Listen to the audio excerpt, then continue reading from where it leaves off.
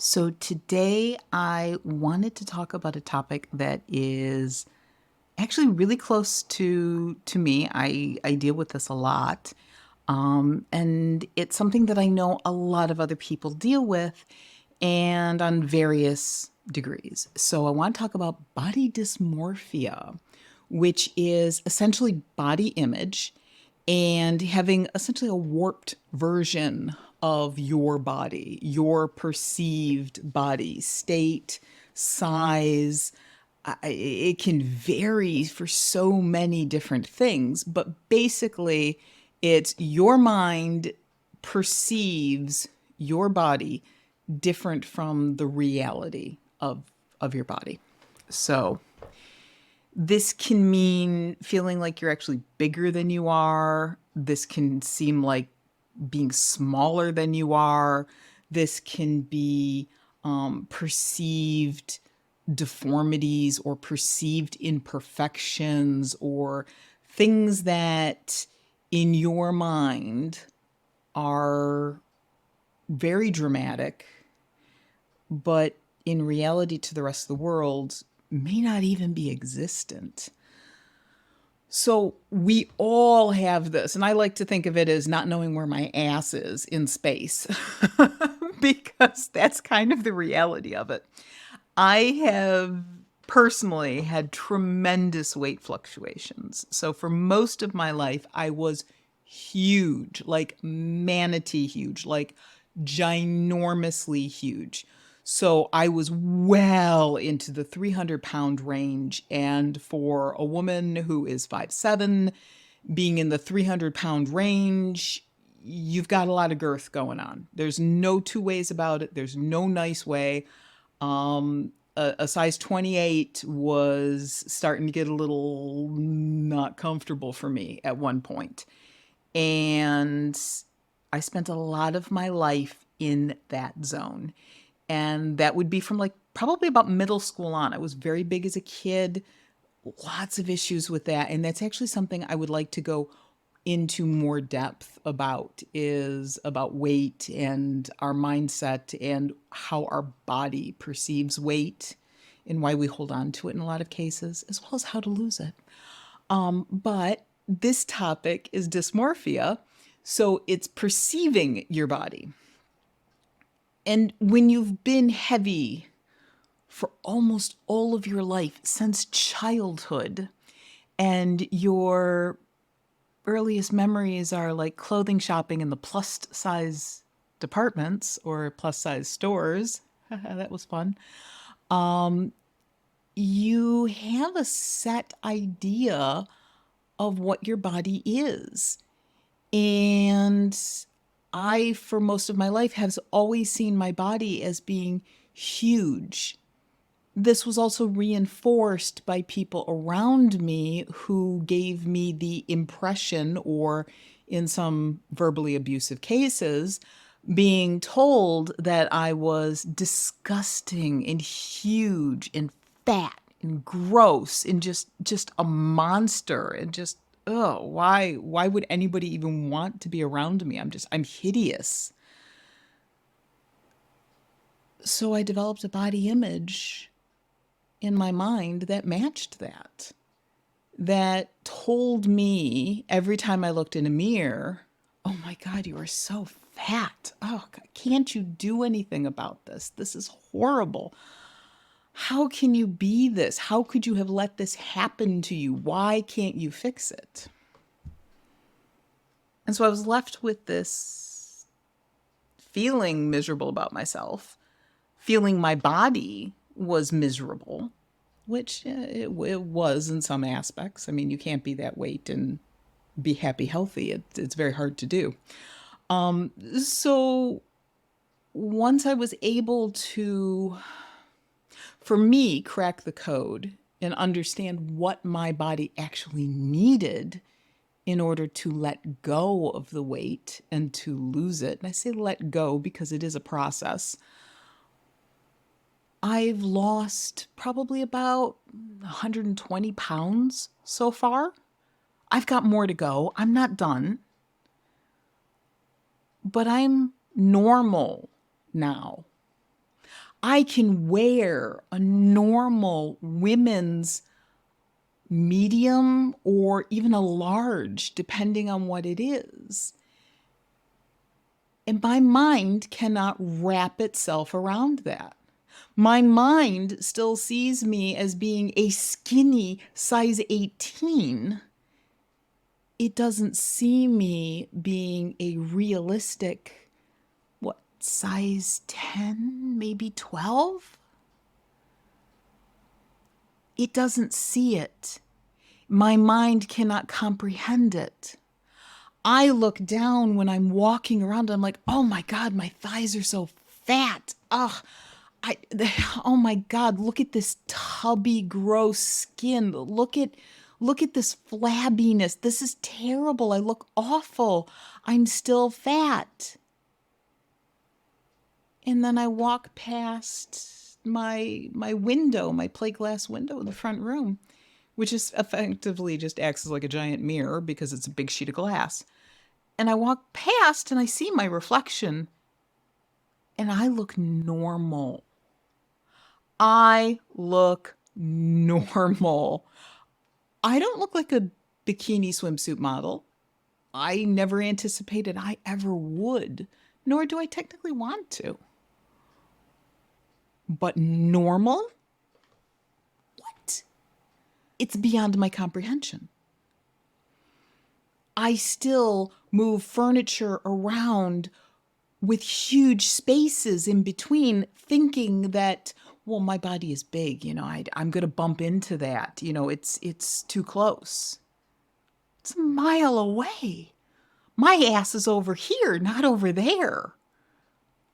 My mind can't understand it. And so this is what I face with body dysmorphia right now. I'm normal and I think I'm huge. This is a very precarious place to be. It's a precarious place for anybody who's had any type of basically change to your body.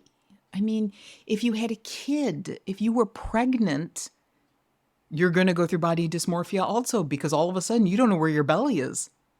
And you're going to spend several months not knowing where your belly is. And all of a sudden you have a kid and that belly has changed.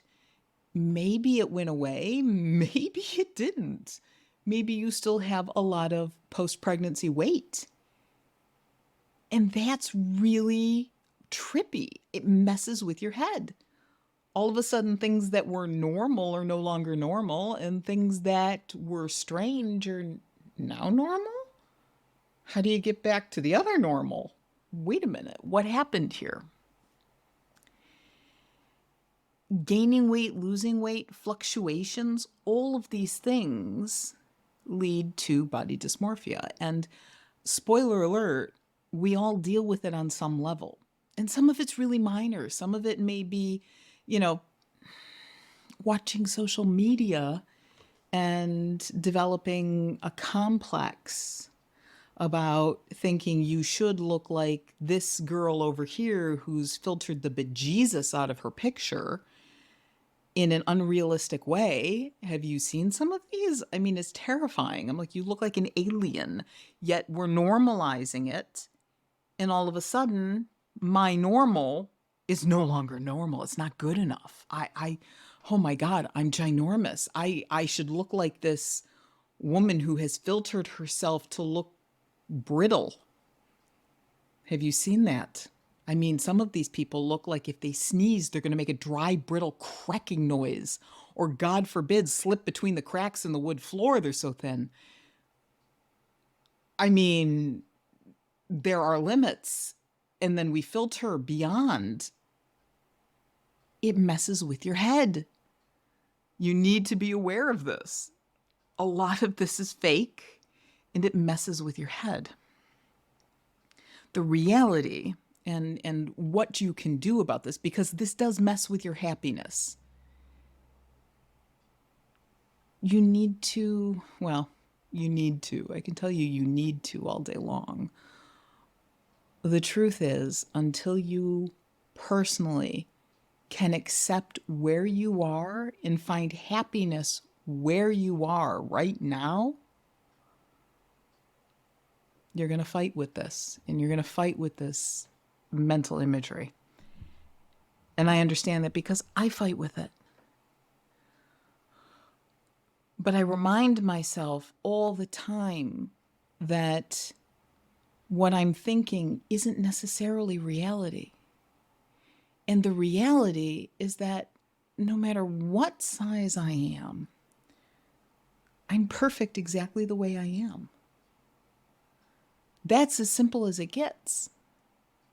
Whether I was perfect at 300 pounds, I'm perfect now at the weight I'm at right now. And I'll be perfect if I lose more weight.